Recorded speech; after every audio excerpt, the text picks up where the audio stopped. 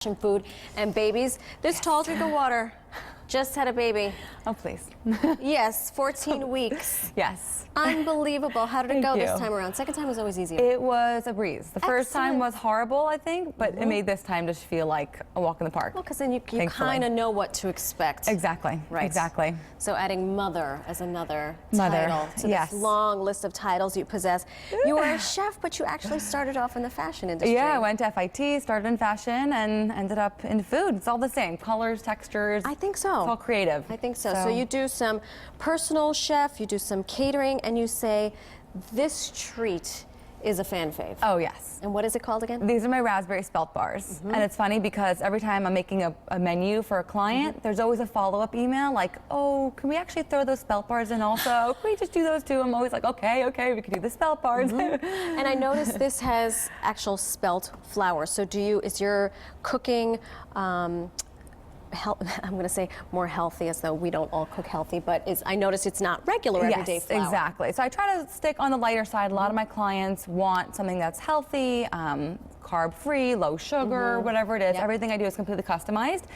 So this is a healthy indulgence. It's a little bit on the lighter side, but it's still very decadent, perfect for Valentine's Day, and they're super fun to make. All right, well, without any further ado, tell us what we need to make these delicious All things. right, so if you want to throw this in the bowl for me. Okay. This is the spelt flour. We've got 3 cups of spelt flour. And can you buy spelt flour anywhere? It's a little harder to find, but you could totally sub it for regular white flour if you wanted to.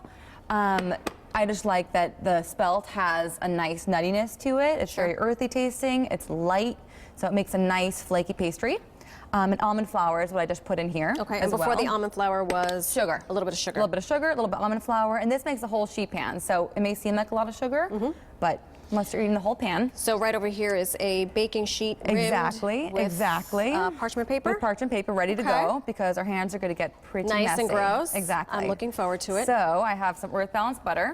Okay. Oh, and we also have to put a little dash of salt, which helps bring out all the sweetness. Okay. And you just get your hands in there. Hold on, I'm going to help you. Yeah. I did wash my hands before this. This is actually fun. This is the equivalent of, like, I'm telling you, adult girls playing in the mud. Exactly. And kids love to make these too. So if you want to get your kids involved in the kitchen, this is a great way to do it. Do you cook with your 2-year-old? I Is the do. older one? She's obsessed. If you look on my YouTube channel, Dini Delivers on YouTube, we have this video that we filmed together where we make little muffins, banana muffins. She's So cute. hysterical. She's sitting on the counter with me the whole time, loving it, licking her fingers, making a huge mess, but she's so into it. That's one of the gifts that keeps on giving, I think. It's the cutest thing. All right, so this becomes crumbly. Exactly. And once it resembles coarse Crumbs, right? Crumbs, basically. Yeah. Wet sand is what you're looking for.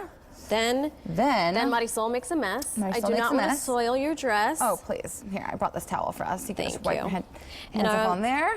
The oats, are they fast cooking? Are they regular? Just regular steel cut? oats. Okay. Regular oats, and those we're going to put in at the end. So basically, you're going to take this whole mixture, once it's really well incorporated, and you're just going to spread it all along your baking sheet like this, from corner to corner.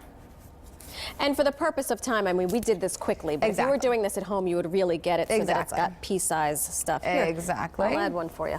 Oh, thank you. Okay. Actually, here, let's leave a little bit, totally forgot, let's leave a tiny bit in the bowl right there. Okay. Because then we're going to add the oats. This is for to later, that. right? Exactly. So there's a little bit of the mixture you leave over. Okay. All right. And then you go to your oven. TV magic. TV magic. Of course. Exactly. 10 minutes at 375. It ends up looking like this.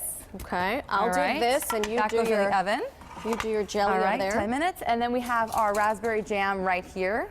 Any raspberry jam, and does it have to be raspberry? Although I suppose it does wouldn't not. be. I've done blueberry before. I've done strawberry. Apricot, really, I bet is really good apricot's too. awesome. Really anything. I like the red for Valentine's Day. Perfect. Exactly. So really this is a Valentine's theme. Exactly. But really use anything you want, whatever you prefer.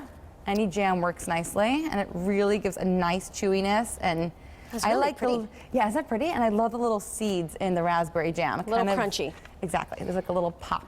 Does this bit go on top? All right. Or This another layer? gets mixed in to that little bit you left over at the end, which All right, we almost forgot about. I'm gonna taste. They're awesome. Sprinkle it over the top. Bake this for 10 more minutes, and then cut it into squares. Ryan, you're not gonna like these. They smell horrible. They look really, really disgusting. I'm not going to have any of them. Hey, You shouldn't.